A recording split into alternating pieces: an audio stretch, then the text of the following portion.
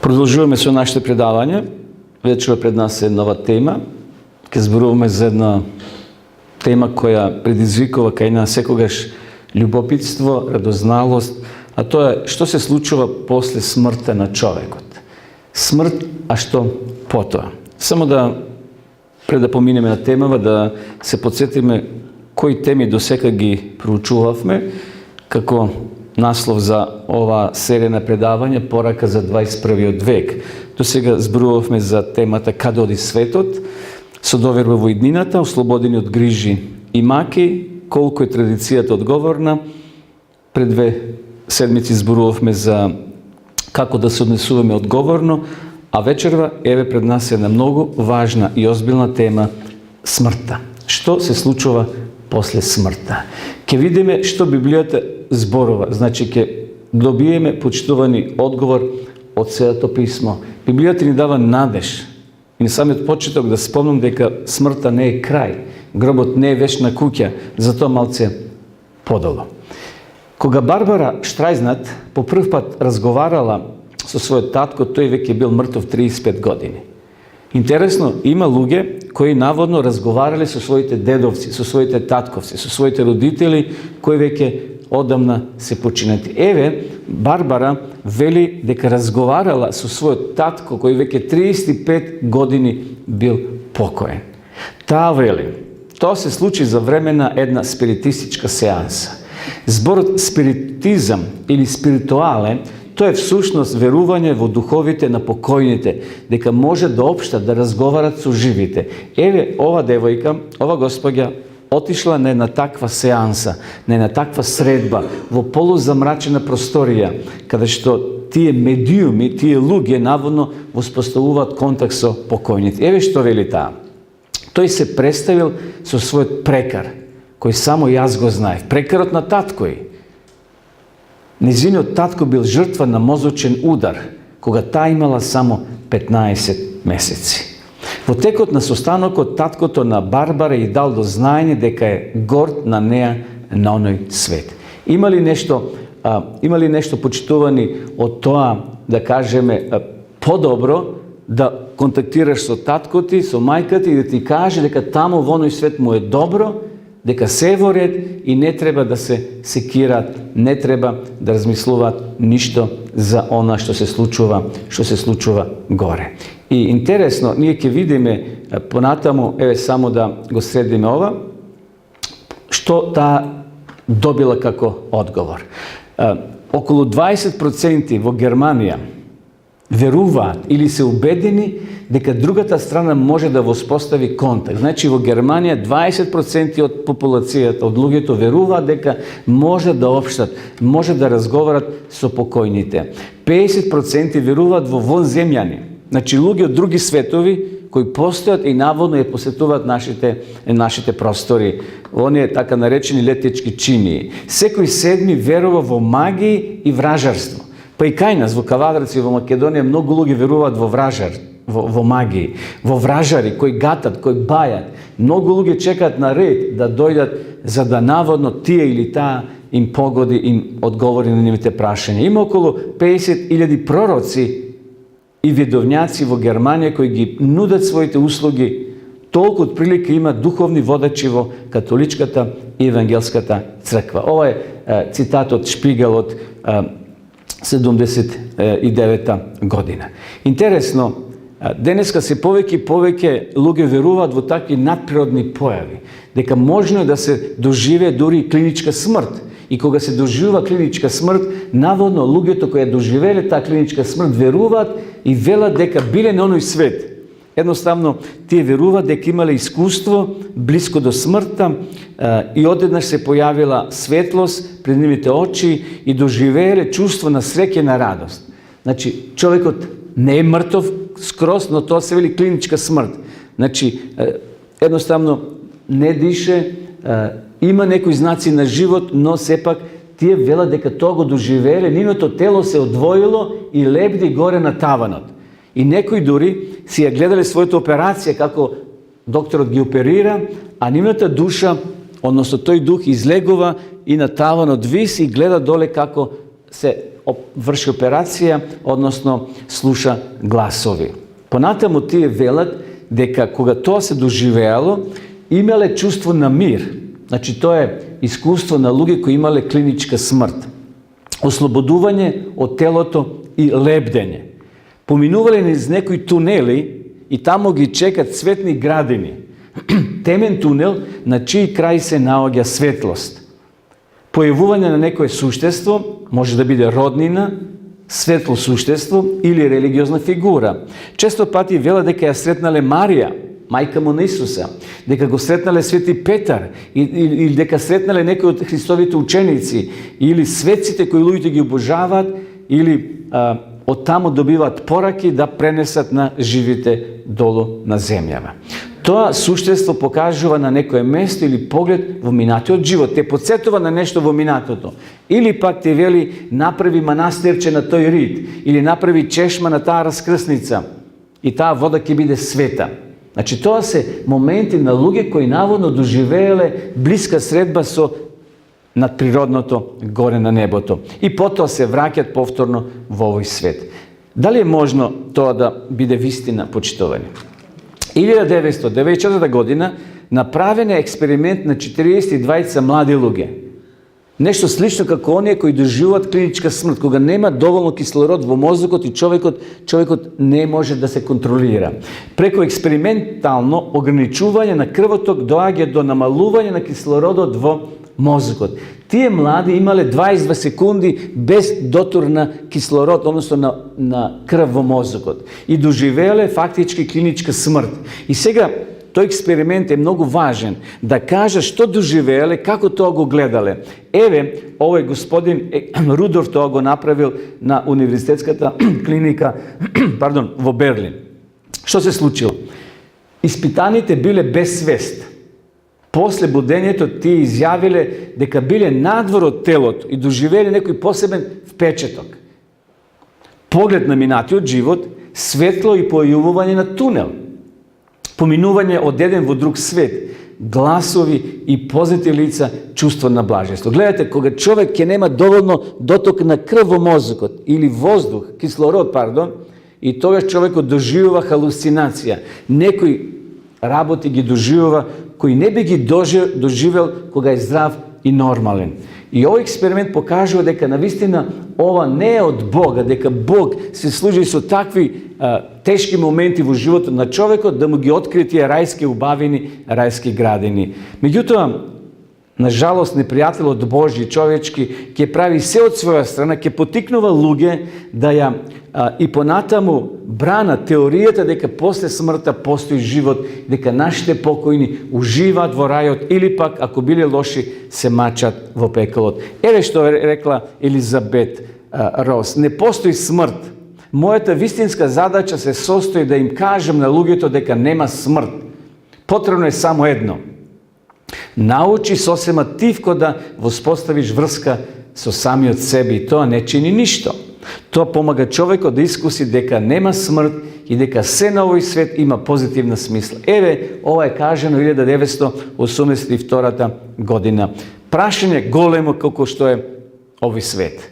Што се случува, почитувани, кога човекот ќе умре? Дали можеме, гледате на ова слика, човекот, тоа е само сликовито направено, дали можеме никако на телефон да се јаеме до нашите покојни? Сум прочитал дека кога еден богат човек бил погребан, внатре му ставиле едноставно мобилен телефон. Му го ставиле во сандукот телефонот, во гробот, за таму кој ќе биде да може да се јавува на своите мили и драги. Јас сум присуствувал на погреб каде што на покојниот во сандукот му ставија ловџиска пушка. Човекот беше ловџија и му ставија пушка. Целото дело ловџиско. И на прашање мое, зошто му го ставате тоа? Па тој вели, сакаше лов, таму ќе лови, да може да си послуши. Зарем е можно, почитувани, да луѓето одат во такви крајности, мислејќи дека навистина таму после смртта луѓето ќе уживаат, а некои можеби ќе патаат. Dali може со покојните да се разговара? Дали може да uspostavиме телефонска врска со нив? Дали може тие медиуми, како спиритистите, да ни воспостават контакт, како Барбара на почетокот што ја спомнавме во примерот? Дали тоа се гласовите на нашите покојни или на некој имитатор? Некој кој може така веродостојно да ги имитира гласовите на нашите покојни. Дали луѓето кои биле на работ на смртта веќе биле на оној свет, како што ги спомнавме, оние на клиничка смрт, кои биле на работ на животот и наводно биле пренесени низ тие тунели мрачни, а таму во тие цветни градини Бог им се јавил, им дал порака да ја пренесат доле кога ќе се вратат. Дали животот е еден бесконечен кружен тек со повторно раѓање? Ние подосна ќе видиме дека има такви верувања кои веруваат во реинкарнација, дека човекот се обновува. Умираш и се раѓаш во животно, понапредно или по-просто. Се зависи како си бил. Ако си бил добар, одиш понапред. Значи доживуваш совршенство, еден вид нирвана на крајот. Ако си лош, ќе одиш во гуштер, во змија, во жаба, се враќаш назад. Значи има и такви верувања. Ајде вечера да видиме кои се тие три разбирање, односно сваќања за смртта. Број 1. Целиот човек умира, спие и потоа станува и продолжува да живее. Тоа е едното верување. Значи човекот кога ќе умре, оди во гроб и спие. Ќе дојде ден кога повторно ќе стане и ќе уживее. Второ верување дека телото и душата се одвојуваат. Душата е бесмртна, значи тоа е многу застапено и во на наши простори овде. Надавери, телото оди в земја, но кога попот ќе пее и душата ја праќа таму во рајот. И од живите што бара? Кажете ми ги вашите роднини. И луѓето велат: Петко, Јанко, Трајко, поздрави ги. Така? И тој праќа поздрави по покојниот, по неговата душа, и тој ги носи поздравите. Зарем е тоа логично? Многу е смешно и трагично, што на жалост луѓето веруваат. Но ќе видиме подосна што Библијата зборува. И третото, човекот одново се раѓа. Тоа што спомнав пред малку, реинкарнација. Човечката душа е дел од Божеството и затоа е бесмртна. Тоа се три верувања почитувани во овој свет. И ние ќе видиме која е исправната, што Библијата зборува за тоа. Ајде да видиме што верувале старите египчани. Душа или ка, што египчаните ја верувале, живе само ако не е одвоено од телото. И затоа фараоните, кога умирале, што им правиле нивните тела, нивните живи? Ги балзамирале, така? Мртвото тело мора да се сочува. И тие ги балзамирале телата. Зашто верувале, ако телото се распадне, нема шанси да воскресне. Но ако е телото цело, живе душата само ако е одвоена од телото. Понатаму, смртта е премин во еден понатомошен живот. Во мигот на смртта веднаш почнува еден нов живот. Ете источничката религија како верува. Грчката филозофија, начело со Платон, кој живел пред Христа, учел дека смртта е ослободување на душата од темнината. Душата е заробена во нашето тело. Тие така верувале. Телото е вид темнина.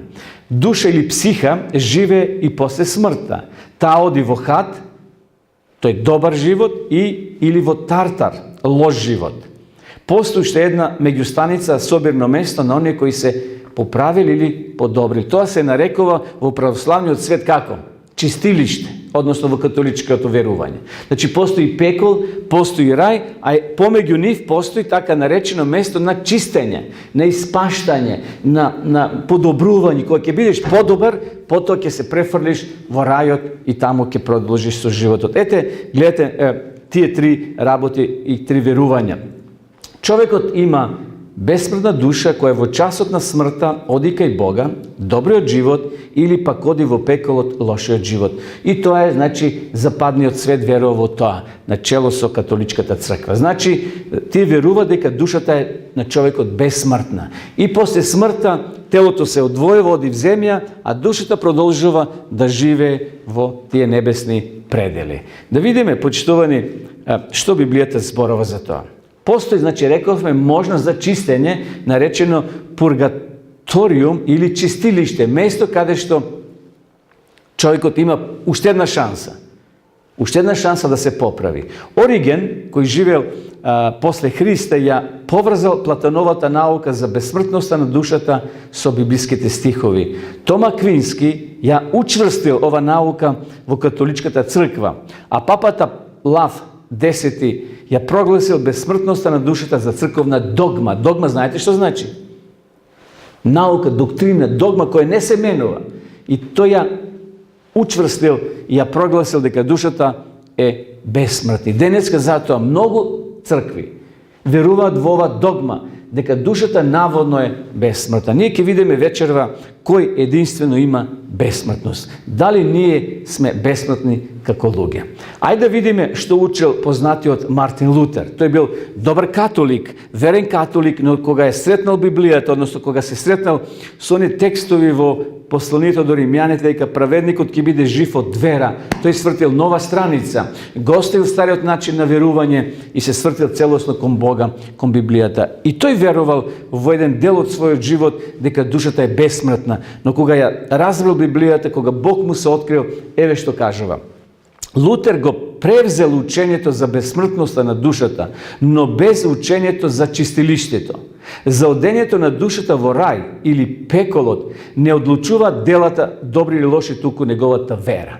Значи, ние самите одлучуваме на која страна ќе бидеме, дали во рајот или во пеколот. Тоа зависи од нашиот начин на живење денеска. Езотирците велат, душата екзистира и вечно доживува бесконечно повторно раѓање во човечкото тело. Гледате, тие одвоја на друга крајност. Езотирците. Значи, душата екзистира и повторно се раѓа во човечкото тело во бесконечност. Но овие прашања за нас се многу важни вечерва, почитувани. Кога ќе умре човекот, каде оди? Може овие прашања претежно се поставуваат кога сме на погреб, кога сме на гробишта и тогаш кога се соочиме со смртта на нашите мили драги или на нашите пријатели, луѓето се поставуваат прашање каде заминал човекот сега? На небото, во пеколот или во чистилиштето? Нема трета опција. Дали отишол на небото, дали во пеколот, во чистилиштето или во рајот? Дали смрт е една голема авантура на една бескрајна тишина? Дали нашето с Богом е нешто последно или тоа е само пауза помеѓу две вечности? Каде се нашите мили кои починале? Вековно прашање. Вековно прашање кое постојано и постојано ни се повторува, почитувани во нашиот живот. Ајде да видиме што Библијата кажува, да видиме што Библијата зборува за таа тема. Видовме што кажале филозофите, видовме што кажале разни црковни заедници, разни црковни водачи, но да видиме што Библијата зборува. Библијата е меродавна, најмеродавна книга која ќе ни даде одговор на тоа вековно прашање што се случува кога човекот ќе почине. И за нас вечерва, почитувани, постои добра вест. После животот, после смртта, постои живот после смртта, бидејќи ќе ја понесеме нашата личност во вечноста. Но кога ќе се случи тој нов живот? Дали веднаш во часот на смртта или не? Пред се треба да имаме на ум дека човекот е една целина. Ние сме составени од три компоненти: дух, душа и тело. Значи, дух, душа и тело. И ние подоцна ќе видиме како Бог го создал човекот и тие три компоненти ги вметнал во нас. Еве ова слика и овој текст не враќа на почетокот на библиската вистина. Не враќа на почетокот на создавањето, кога Бог вели Светото писмо создава со збор, нека биде дрво, трева, цвеќе, билки и тие веднаш биле создадени. Но кога дошол на ред да се создаде човекот, Бог употребува земја, Бог употребува кал. Еве, ќе видиме сега следнава фотографија. Погледнете овде што се случува. Значи, човекот е направен од земја, но нема живот во себе. Исус го обликува, му дал нос, му направил раце, срце, се има, но нема што? Живот во тоа тело. И затоа текстот еве што вели. Ќе го прочитаме сега уште еднаш. Ќе одиме да го прочитаме текстот и да видиме Господ го обликува човекот од земниот прав. И затоа ние во себе имаме елементи на железо, на калциум и на сите други елементи кои се наоѓаат во земјата. И гледате сега, му дувна, вели, здив на живот во носалките. Така човекот стана жива душа. Запаметете го ова, почитувани, ова реченица. Така човекот стана жива душа. Ние што сме сега? Мртва душа или жива? Жива душа сме.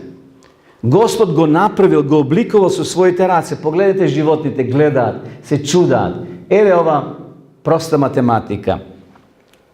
Прав плюс здив на живот и човекот е душа жива. Ние сме жива душа. Кога ќе влеземе во некоја просторија, ако нема никој во таа просторија, што велиме овде, нема ни жива душа. Мислиме на луѓе, не мислиме на духови безтелесни кои таму во кјушината висеат, него мислиме на луѓе со глава, со нозе, со раце, на живи суштества. Околу 1700 пати се појавува во Библијата зборот душа, но ниту на едно место не е наведено дека е бесмртна. Ние не сме, почитувани, бесмртна душа. Пред малце видовме и прочитавме дека човекот станал жива душа. Никаде не пишува дека ние сме бесмртна душа. Носител на нашиот живот е крвта, секако. Човекот е жива душа. Еве една проста илустрација со една сијалица што ги имаме во нашите домови. Сијалицата знаеме што е составена и се користи за светло, нели, да светли во нашите домови. Сијалица плюс светло, односно плюс струја, добиваме светлост. Ако нема струја, ќе има ли светлина? Нема. Овие неонки, овие светла може 100 години да стојат, ќе немат светлина, ако во нив не прострои струја. Тоа е слично со нас. Ние сме прав или тело, плюс кога се раѓаме добиваме живот од родителите, од мајката, така, животен здив и ние стануваме жива душа. Кога ќе го излечиме гајтанот, кабелот од утичницата, што се случува? Ќе има ли сега светлина? Нема, така. Едноставно нема светлина. Така се случува, почитувани, и кога човекот ќе умре. Нашиот прав, односно нашето тело, кога ќе биде одземен здивот, кога животот наш ќе исчезне, ние стануваме мртва душа.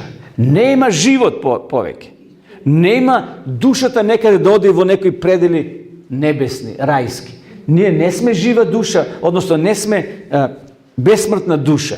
Ние сме жива душа кога имаме тело и здив. Кога здивот ќе исчезне од нас, ние стануваме мртва душа. Значи го исклучуваме кабелот од утичницата и еве што се случува. Проста математика. Значи прав плюс здив на живот, ние сме душа жива. А обратно, кога нашиот живот ќе исчезне од нас, ние умираме. Значи дух, душа и тело не постоиме повеќе. Телото оди в земја, животот се враќа кај Бога, а душа не постои сама за себе.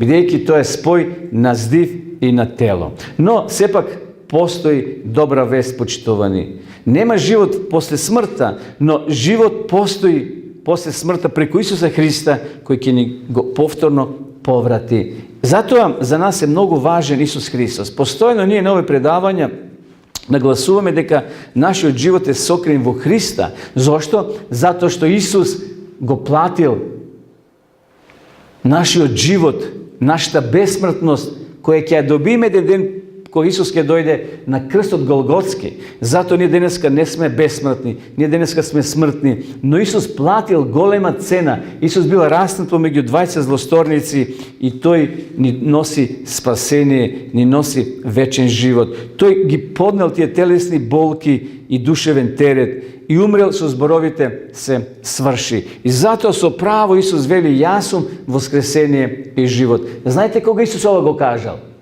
Ево овде имаме извештај за Лазар, Исусовиот пријател, братот на Марија и на Марта.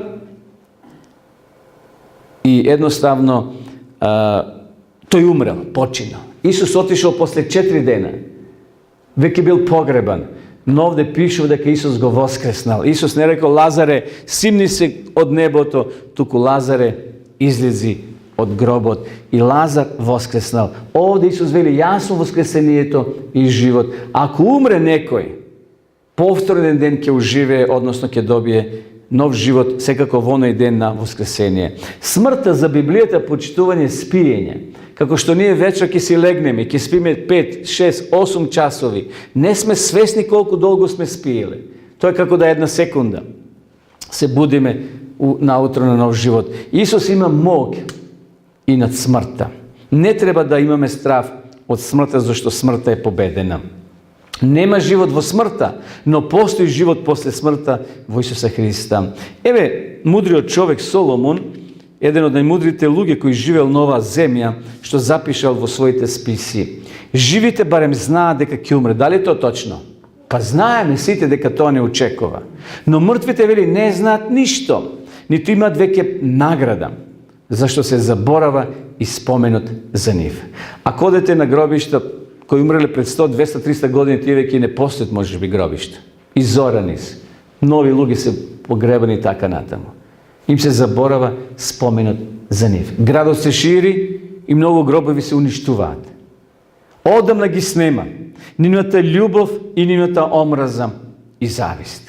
Што и да имаш намера да правиш, вели Соломон, направи го додека можеш. Зашто нема ни дел, ни умување, значи нема размислување, нема умување, нема јадење, нема плачење. Зошто да носиме храна на гробишта на мртвите кога не јадат, не чувствуват, ниту имат потреба, зашто нема ни дел, ни умување, ни сознавање, ни мудрост во подземјето во кое одиш. Јади и пи додека си жив. Постои една народна изрека. Кога човекот ќе почине таму да му донесат најубавото јадење на светот, ништо не вреди. Но Јов, еден од најверните Божји луѓе, кој доживел трагедија во својот дом, децата му загинале, останал сам со неговата сопруга. Еве, после полагање тој голем испит, Бог повторно му дава деца, знаеме го благослова, но Јов вели, а мене ми е надеж да отидам во гробот и да си постелам легло во темнината. Значи, како нешто на нашето легло ќе си легнеме и утонуваме во сон, несвесни што се случи околу нас. Јов вели, сакам да си отидам. Имам надеж дека во тоа легло, во мојот гроб, Бог ќе ме разбуди. Дека нема да останам вечно, дека ќе дојде ден кога повторно. Јов верувал, почитувани, во Христовото доаѓање и верувал во задгробен живот, во повторен живот во Исуса Христа. Во Стариот Завет, зборот пекол никогаш не било место за горење. А зборот шел, значи дупка, гроб, темнина, тишина. Што по Библијата значи подразбира под изразот пекол, еве пред малце спомнавме. Во Новиот Завет се зборува за разни места, како што гроб или хат на грчки, Гехена, тоа е вжарено место, долина јужно од Ерусалим, каде што се палело ѓубре, символ на оган кој уништува во последниот суден ден. И Тартар, тоа е темнина, тоа го пише апостол Петар, се појавува еднаш во Новиот Завет. Сите тие синоними зборуваат за место, за гроб, таму кај што е тишина, таму кај што се погребуваат покојните. И затоа мртвите почитувани не знаат ништо. Не се нашите предци горе. Не им треба телефони да им ставаме во нивните сандаци кога се погребуваат. Не треба да веруваме дека тие ќе ни се јават, зашто немат можност, односно тие не постојат веќе. Тие се во своите громови и чекаат воскресение. Мртвите не се горе на небото, односно душата не е горе ниту во рај, ниту во пекол. Зашто пекол денес не постои ниту рај, место за покојните луѓе. Нема живот во смртта, но постои живот после смртта. Ајде да видиме што вели Библијата за бесмртноста. Кој единствено има бесмртност? Ајде да го читаме заедно овој библиски текст. Кој единствено има бесмртност, живејќи во непристапна светлина, кога никој од луѓето не го видел, ниту може да го види, не му част и вечна сила. Библијата зборува почитување на две места, апостол Павле, дека само Бог има бесмртност. Значи, постои само две места во Библијата кои зборуваат за бесмртноста. Павле пишува дека Бог е бесмртен.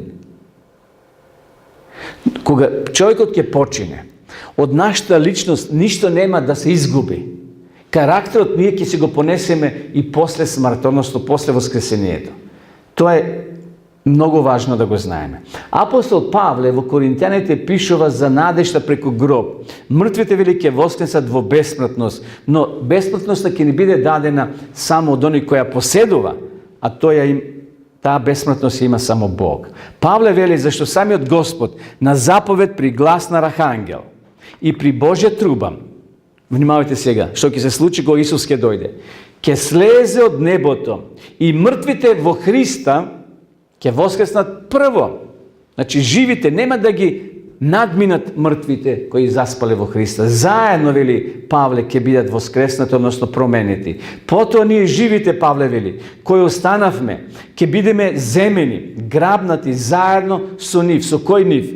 Со покојните, кои заспале со вера во Христа.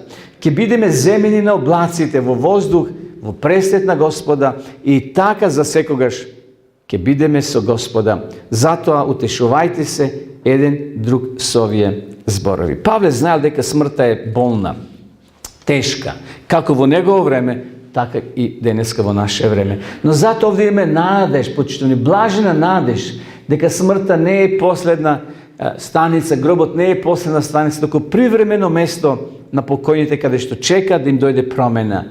Постои живот после смртта, ние ќе ја понесеме нашата личност во вечноста. Нема друг да ја понесе твојата и мојата личност. Ние сме, знаете, уникати. Ние сме неповторливи. Еден човек се раѓа за секојаш и не се повторува. Сите сме различити. Ако имаме 7,5 милиарди живи луѓе денеска, сите да дадат отисок од својот прст ќе биде различит. Како што секоја снегулка што паѓа е различита од другата. Тоа е навистина феномен. Божје чудо. И затоа кога одиме, неле да вадиме документи и лична карта, даваме отисок од прстот. Се сеќавате на тоа? Освен што се подпишуваш, може подписот да биде фалсификат, но твојата ДНК, твојата кожа или отисок е единствен на светот. Замислете како тоа Бог го направил. Ние не може тоа да го сватиме со нашиот грешен ум. Ние сме единствени, ти си единствен и неповторлив. Нема да се реинкарнираме, нема да одиме подолу или погоре во некој животно. Ние сме единствени на планетава. Затоа Господ гледа и го пази тоа и пред лицето се пишува спомен книга за оне што се бојат од Бога и го почитуваат името Негово, вели пророк Малахија. Интересно, на небото се пишува книга. Знаеме, постои 3 книги, така? Книга за спомен, книга за добрите дела и книга она лошата, за лошите работи. Значи, Бог е тој кој знае се што се случува, но ѓаволот нема да биде ѓавол ако не направил повторно фалсификат. Ако не направи повторно нешто што ќе го загрози човековото верување дека човекот е единствен и неповторлив. Овде ќе видиме сега најстарата лага од човештвото. Бог рекол, немој да јадеш плодови од тоа дрво. Ова е дрвото на одлука, почитувани. Овде доаѓа до израз слободната волја. Дали ќе кажеш да, дали ќе кажеш не. Тоа го имале и Адам и Ева во својот живот. Прилика да кажат да, Боже, ти си наш господар, или да кажат не, Боже, ти не си наш, сега ќе биде сатаната наш господар. Ние, почитувани, имаме секој ден прилика да имаме дрво на живот.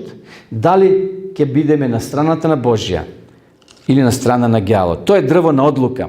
За кого ние ќе гласаме, за кого ние ќе се одлучиме. Нажалост, ајде да видиме на кратко што се случило. Бог рекол само за плодот на дрвото што е среде градината, не јадете од него, рекол Бог. А змијата ја рече на жената, навистина не ќе умрете. Туку Бог знае дека во оној ден кој ќе јадете од него, ќе ви се отворат очите. И вие ќе бидете како Бога, распознавајќи го доброто и злато. Колку перфидно ѓаволот напакувал интересен подарок за Ева и за Адам. Кога Бог денеска вели не кради, а ти крадиш, доаѓа ѓавол вели не, ти позајмуваш, не крадиш. Ти си само земаш. Бог вели среде градината има дрво и тие плодови од тоа дрво немој да ги користите за исхрана. Сите други дрвја се ваши. Зошто ако јадете плодови од тоа дрво, Бог рекол ќе се случи нешто трагично со вас. вие ќе умрете. А доаѓа сатаната и вели, не ево, ма Бог крие нешто од вас. Па ако каснете од тоа дрво, ќе станете како него, ќе биете богови. Има ли нешто што денеска Бог крие од нас, почитувани? А доаѓа ѓавот и соли памет и вели, не, Бог не е добар. Бог крие за да биете вие срекни, да биете радосни, ќе го разпознавате доброто и злото. И на жалост, Бог вели ќе умрете, доаѓа сатаната и вели, не, ќе станете бесмртни. Кој бил во право, Бог или сатаната? Дали умираме денеска ние? Умираме, почитувани. Да не каснала Ева од тој плод и Адам, денес ние не би умирале. Би биле вечни. И затоа сега е пролонгирана таа вечност човечка. Пролонгирана е веќе 6000 години. Но ќе дојде наскоро крај на таа стара змија. Зборот змија стара е символ за ѓаволот. Зашто ѓаволот се користил со змијата да ја превари, да ја излаже Ева и Адам. Еве денеска која зборува истината. Бог рекол ќе умрете, ѓаволот вели нема да умрете. И денеска сатаната и нам ни вели нема да умрете, а Бог вели душа која ќе сгреши ќе умре. Читајте во Езекија 18:20. Там вели која душа ќе сгреши ќе умре. И затоа ако некој ви каже душата не умира, лаже. Не е тоа од Бога, зашто Бог вели душа која ќе сгреши ќе умре. Се мисли на нашата целокупна личност, дух, душа и тело ние носиме во себе. Ѓавот вели не, телото ќе умре, но душата продолжува да живее во рај, што не е точно. А Бог вели душата ќе умре. Значи, човекот носи жива душа која ќе се спои телото со живот, со тој здив. Ако го умираме, се случува обратен процес. Животот наш, таа искра што Бог ја всадил, се повлекува од нас и ние стануваме мртва душа. Душата не е, почитувани, бесмртна. Затоа, кога ќе дојде наскоро Исус Христос на облаците, повторно ќе воспостави ред, хармонија, ќе нема повеќе смрт, ќе нема повеќе болка, ќе нема повеќе разделба. Последиците, кои се од сатанските лаги? Еве да ги поминеме на брзина. Созданието себе се прави дека е Бог. Понатаму, дадената слободна волја отстапене на сатанат. Бог на Ева и на Адам им дал слободна волја. Меѓутоа, кога сатаната успел да ги прелаже, сега тие станале затвореници. Затвореници на својата слобода. Знаете, човек кој пуши или кој пие, тој е роб на својата слобода. Тој е слободен, но не е слободен. Сатаната успел да ја излаже Ева и Адама. Желбата за безсмртноста го краде видикот за реалноста. Ева посакала да биде безсмртна, што е невозможно човекот да биде сам безсмртен. Ние ќе добиеме безсмртност од Бога како дар, благодарение на Исуса Христа, кој умрел на Голготскиот крст. Човекот ја изгубил својата независност, односно слобода. И затоа, еве што се случило кога Адам и Ева погрешиле. Ја губа таа слобода во рајот, сите тие привилегии кои ги имале. Ева не морал да готве. Адам не морал да оди во фабрика. Адам не морал да работи, да мисли што ќе приготви сега за семејството. Имал се на дофат во рајот. Бог така го конструирал, го создал тој рај, такви прекрасни услови. Немало зима, немало лето, немало горештини. Не мора да собира дрва за зима или зимница Ева да собира за своите деца. Ако останале послушни, би живееле вечно во тој рај, во таа градина. Но сега греот ги одвоил. Бог бил повреден од своите деца. Бог бил повреден и Бог во милоста негова повторно ги бара таа ноќ. Адаме, каде си? Еве конечниот резултат на лагата на ѓавот, почитувани. Плата за гревот е смртта. И денеска никој тоа не може да го побие, дека Бог не бил во право, а сатаната бил во криво. Сатаната го прелажал првиот човек. Но Бог не заборавил. Бог преку својот син Исус Христос прави мост, повторно да не врати назад, кај што ни било местото. А дарот Божи е живот вечен во Исуса Христа, нашиот Господ. Нашиот живот вечен, почитувани во Исуса Христа. Затоа да поверуваме во Христа, да го приеме за наш Спасител, за наш водач и за наш учител. И кога ќе дојде Исус наскоро, Како што Христос станал од гробот, еве овде воскреснува, тука се ангелите. Ова слика од левата страна покажува дека ќе дојде ден кога мртвите ќе излезат од гробовите. Но не сите, гледате, овде има гробови кои не се отворени, а овие се отворени. Очигледно овие биле верни на Бога и со таква вера биле погребани и заспале. А овие тука ќе чекат уште 1000 години да воскреснат, но да добијат суд. А овие првите воскреснуваат да добијат бесмртно тело и вечен живот во Исуса Христа. Крштевањето е знак на воскресението. Кога ние одиме во базен и да бидеме крстени или во река кај што има доволно вода, и кога проповедникот не заронува, тоа е всушност погребение на нашиот стар начин на живење. И кога ќе не крене од водата, ние стануваме на нов живот. Така, кога ги погребуваме мртвите, каде ги носиме? Во гроб, така? Колку земја ставаме? Малце така, со прстите или со лопати? 1 метар се става и повеќе може би земја. Така и крштевањето не е со попраскување почитување, само со босилок се попраска малиот. Не, треба да се зарони целиот во вода. Зборот баптизо значи потопување на возрастни луѓе, а не на бебиња. Ке прииме бесмртност кога Исус ќе дојде на небесните облаци. Но затоа денеска е време Исус не повиква да одлучиме кој ќе биде господар во нашиот живот. Господарот на животот или господарот на смртта. Моја желба и молитва е да се одлучиме да го примиме Исуса Христа. И ќе избрише Бог, вели, секоја солза од нивните очи. И смрт нема да има веќе. Ни тага, ни плачење, ниту болка, зашто првото помина. Овој живот е првото, на кој вели апостол Јован, на кој мисли. Значи, овој живот ќе помине, вели, првото помина. И нема повеќе на ум да ни доаѓа. Тоа ќе биде избришено и Бог ќе создаде нови услови за живење, живот без болка и без солзи. И ова слика е последна на ова предавање, вечерва, во која Исус ќе ги отвори капиите на небесниот Ерусалим. И таа врата ќе не однесе низ таа златна скала или златни скали. Погледнете, Исус ќе посака добре дојде. Тој ќе има пријателски поздрав. Ќе поздрави секој поданик кој ќе влезе низ таа златна врата. Низ тие златни скали. Златото нема да има никаква вредност, зашто ти ќе бидеш вредниот и јас. Ние ќе бидеме вредни во очите на Бога, зашто таму вели кој гиба во вас, како да гиба во очите, во зеницата моја. Исус ќе не поздрави. Исус ќе ги поздрави сите луѓе од сите генерации, од Адама па до последниот човек кој ќе живее нова земја. Господ да ни помогне, почитувани, и да се охрабриме дека смртта не е трагедија. Првата смрт е смрт која Библијата ја нарекува сон. Постои втора смрт за која ќе зборуваме во друга прилика. Тоа е смрт вечна. Тоа е трагичната смрт, од која нема повеќе будење. Но Исус дошол да не ослободи од таа втора смрт. Ако веруваме во Него и да умреме, вели Павле, ние во очите на Бога сме живи, зашто Тој го чува нашето ДНК. Тој е извор на живот и повторно ќе го врати на покојните да станат во ново тело.